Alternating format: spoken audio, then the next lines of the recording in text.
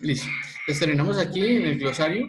Las palabritas que son importantes es conocer, distinguir, para que nos sea más fácil y amigable cuando entremos a interactuar con los libros de resistencia de materiales y eventualmente, pues cuando yo mencione algo eh, con estos términos, pues ustedes me puedan entender.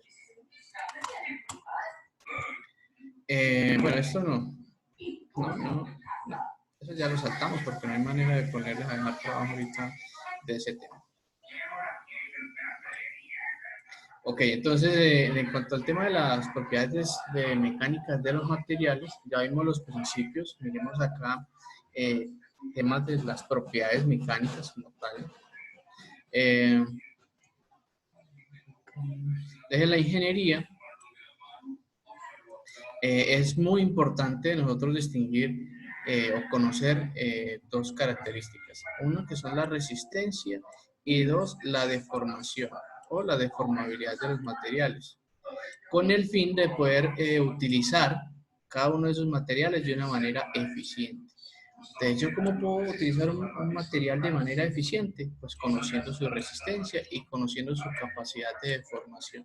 De esa manera puedo utilizar los materiales de una forma coherente. Ahora, entre las propiedades mecánicas más importantes para este tema de resistencia de materiales están la rigidez, el coeficiente de Poisson, la resistencia a la compresión y la resistencia a la tracción. Entonces, digamos que esas propiedades mecánicas que vamos a mirar son, digamos que una de las más importantes y las que además hay que prestarle atención.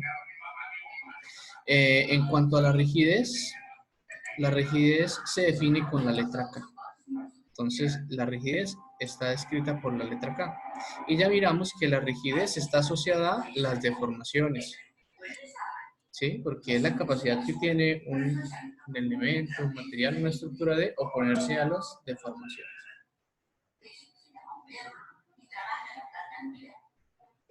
Y que este valor K de la rigidez del material puede ser medida si yo conozco el módulo de elasticidad del material. Ahora, la rigidez y el módulo de elasticidad no es que sean los mismos, o sea, mira que K es la rigidez y la E es el módulo de elasticidad, ¿no?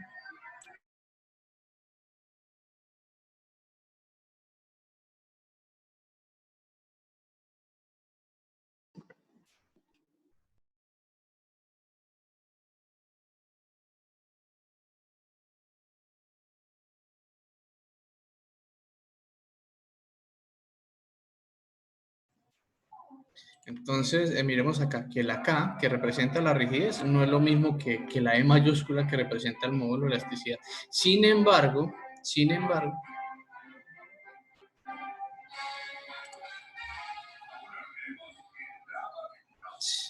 sin embargo, podríamos decir que el módulo de elasticidad del material nos da un indicio de esa capacidad de oponerse a las deformaciones de ese material, o nos da un indicio de un valor de la rigidez. Por tanto, si yo tengo un módulo de elasticidad muy alto, también tendré un valor de rigidez bastante alto. Entonces, digamos que no significan lo mismo, más sin embargo, me dan indicios de qué o cuál es la tendencia de esa propiedad mecánica de ese material. Ahora, cuando un elemento es sometido a unas cargas externas, en este caso, pues digamos estas columnas, eh, sometidas a cargas de compresión, unas cargas verticales, ¿sí? Estas cargas verticales generan una reacción de elementos. O sea, cuando yo no conozco o cuando yo no uso de manera eficiente los materiales, posiblemente lo que vaya a ocasionar sean bastantes estragos. El primero podría generar que un elemento sufra una falla por compresión, que lo que hace es que parte de la zona central de ese elemento en concreto cambie de forma, ¿sí? Y todo el concreto que está en esta parte explote. Cuando digo explotar es literal, o sea, sale disparado. Y pues lo único que de pronto vaya a quedar dentro de ese elemento, lo único que vamos a ver pues van a ser las barras de refuerzo. O sea, lo único que va a quedar de esta zona de pronto serían las barras de refuerzo que siguen pasando de un extremo a otro. Pero el concreto, pues totalmente, pues se va a desaparecer. O sea, el concreto de esta zona va a desaparecer por esa compresión. Como también hay otro tipo de comportamiento, como es las fallas por cortante, que es una falla diagonal del elemento en concreto, y yo la distingo porque si donde finaliza la diagonal, trazo una línea horizontal y mido el ángulo que hay entre este con respecto a la horizontal. Si ese ángulo que se forma es un ángulo de 45 grados, ¿sí? Entre 30 a 45 grados, yo lo pongo aquí entre 30 y 45 grados, podría decir que la falla que se presentó en ese material es una falla por fuerza cortante. Como también en algunos casos, cuando ustedes terminan de construir el elemento, se presentan unas pequeñas fisuras en los laterales de los elementos, y esto lo que me indica es que hubo una falla por adherencia, es decir, que no hubo una buena adherencia entre las barras de refuerzo, que son las que están en la parte inferior del concreto, y el concreto que está por fuera de esas barras de refuerzo. Es decir, que la adherencia que hay entre este material y este fue tan pequeña esa propiedad que posiblemente se presentó una fisura, y por eso se presentan esas fisuras aquí en estos dos materiales. Y por último, pero no menos importante, es una falla por flexión. Entonces miren que aquí tenemos una falla por carga axial, una falla por cortante, una falla por anclaje o por adherencia, y por último tenemos una falla por momento flector. Y esas fallas por momento flector no son en diagonal, normalmente son horizontales. Pues obviamente no las vamos a encontrar real así, totalmente horizontal, pero sí van a iniciar de un punto y van a ir horizontal. Y van a ir así, horizontales, y van a ir así, horizontales. ¿Sí? Y si tú trazas una línea horizontal y mides el ángulo, jamás te va a llegar siquiera a los 45 grados. Entonces esa es una parte importante. Listo. Entonces, esto que se genera acá, esta distancia, ¿sí? Esta línea punteada representa el punto donde estaba inicialmente el pórtico y que llegó una fuerza horizontal y eventualmente lo desplazó, ¿no? Y ese desplazamiento se aparece con la letra delta.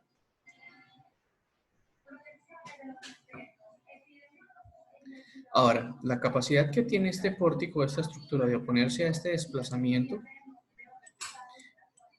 es K, que es la rigidez. O sea, este pórtico tiene una rigidez K que le permite disminuir o hacer más pequeño o oponerse a estas deformaciones o a ese desplazamiento. Que eventualmente, si esa rigidez es pequeña, por tanto el módulo de elasticidad es pequeño.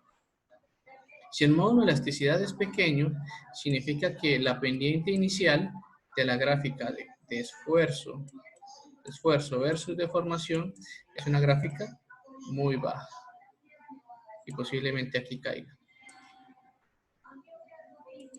Como posiblemente, o veámoslo de la siguiente manera. Imagínate que hiciste un cilindro y que tú proyectaste que la gráfica, después de que hicieras el ensayo, te diera esto. Pero que cuando lo ensayaste, te resultó la línea roja. Entonces tú esperabas algo, pero en realidad pues se comportó de una manera diferente.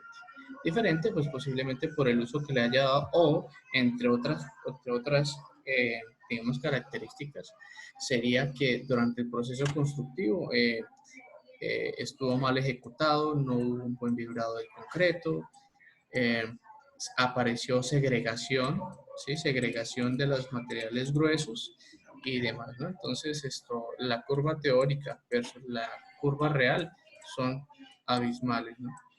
Una diferencia sustancial.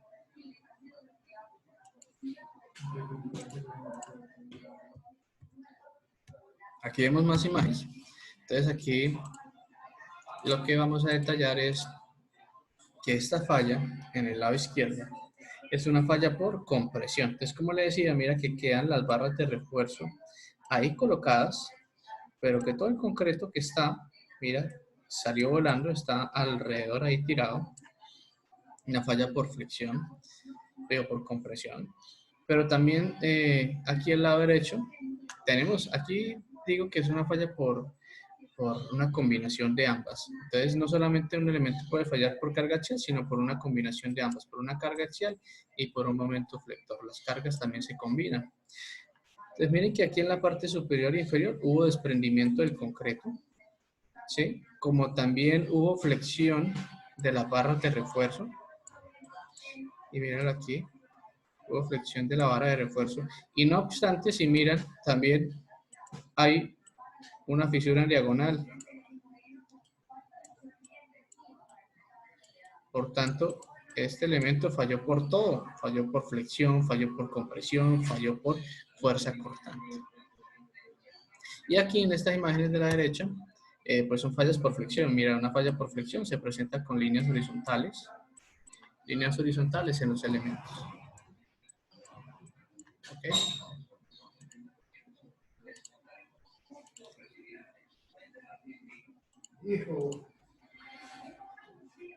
Listo, entonces continuemos por acá. Ok, estas fallas son las más bonitas porque son las que me permiten indicarle a ustedes que hay que ser cuidadosos. Entonces, miren, internamente o en este lado izquierdo se produjo una falla por compresión, pero también hubo una falla por fricción. ¿Por qué digo que una falla por compresión? Porque el concreto que estaba adentro ya no existe. ¿Por qué digo que hay una falla por flexión? Porque las barras de refuerzo están dobladas. ¿Listo? Y ahora, en este caso, si ustedes ven, las barras de refuerzo están dobladas, pero no se fracturaron. Entonces, podríamos decir que las barras de refuerzo presentaron un buen comportamiento, es decir, que en esa gráfica de esfuerzo de formación, cuando se fue sometida esas barras a una tensión interna, pudieron disipar una gran cantidad de energía. ¿Sí? Pero en el lado derecho, miramos algo que es totalmente diferente. ¿Qué color usamos? Este. Es totalmente diferente. En esa gráfica de esfuerzo versus deformación, lo que se presentó fue que la barra empezó a estar sometida a una tensión y cuando llegó a un pico máximo, llegó y descendió. Entonces, si comparamos estas dos gráficas, vemos que el comportamiento, a pesar de que de pronto tengan el mismo diámetro, el mismo concreto, fue totalmente diferente. Mira que aquí no hubo fractura de la barra y aquí sí hubo una fractura y mira que es una fractura totalmente limpia. ¿Sí? Donde mira que el área de la sección transversal sigue siendo la misma aquí en la parte superior como en la parte inferior. Por tanto, ese material no colaboró en la respuesta del elemento, por tanto no aportó nada. ¿Por qué no aportó nada? Porque se convirtió en un material frágil. Pero este material, mira que tal vez no cambió drásticamente su sección transversal, pero sí hubo una flexión y un alargamiento. Por tanto, yo puedo decir y asegurar que esta barra de refuerzo sí colaboró en el comportamiento favorable a la estructura del elemento y presentó una gran capacidad de ductilidad. Por tanto, ayuda a disipar la energía.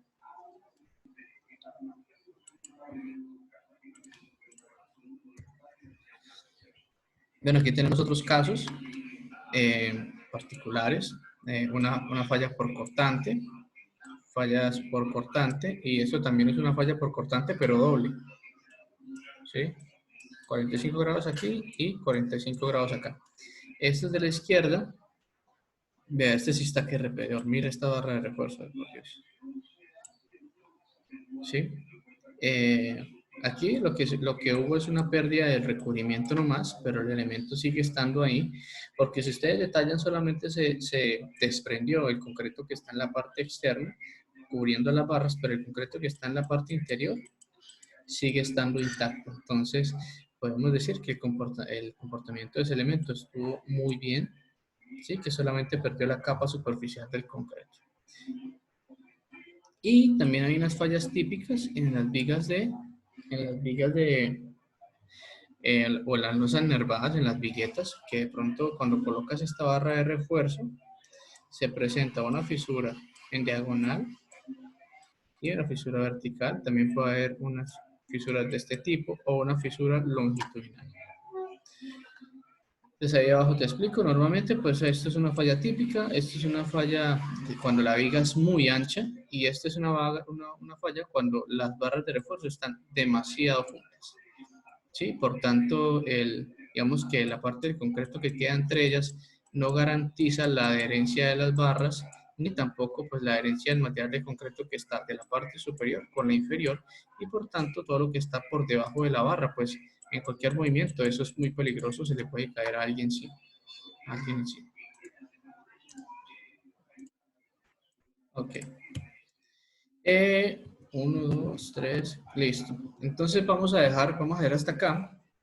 Necesito que ustedes se vean todos los videos que están ahí, que les comenté al principio, que se vean todos esos videos y que investiguen sobre los ensayos de resistencia a compresión, los ensayos de compresión de concreto, ¿sí? Que cuando digan, investiguen, pues acá les doy cuál es la norma del ensayo, que es la norma 673. La norma 673 me rige los ensayos de cilindros a compresión. La norma 722 me habla de cómo hacer los ensayos de resistencia a tensión indirecta, que es cuando yo hago un ensayo básicamente que a compresión, pero del cilindro horizontal. Y está la norma 2871 que me indica cómo determinar la resistencia a flexión de un segmento de viga. ¿Sí? Cada uno de estos ensayos tiene o sirve para algo, por lo menos con este ensayo de resistencia a la compresión determino la carga máxima que puede soportar el elemento. Con este ensayo de resistencia a flexión lo que tengo es algo que se llama módulo de rotura y que eso me permite conocer la capacidad a flexión del concreto porque, porque a veces cuando salgan a trabajar y sean ingenieros residentes de pronto alguna obra que tenga que ver con pavimento rígido, eh, la forma de evaluar si la losa de concreto cumple o no cumple con las características es a través del módulo de rotura. Debes garantizar un valor de módulo de rotura que aparezca en los contratos y se evalúa de esta manera. Y por último está la tensión indirecta. Esta tensión indirecta que lo que busco es determinar la capacidad a tensión en la sección transversal de este elemento. Por tanto, me permite hacer una correlación entre la compresión y la tensión. ¿Sí? Estas dos las podemos correlacionar. Y bueno, muchachos, eh, hasta ahí queda el video de hoy. Voy a detener esto.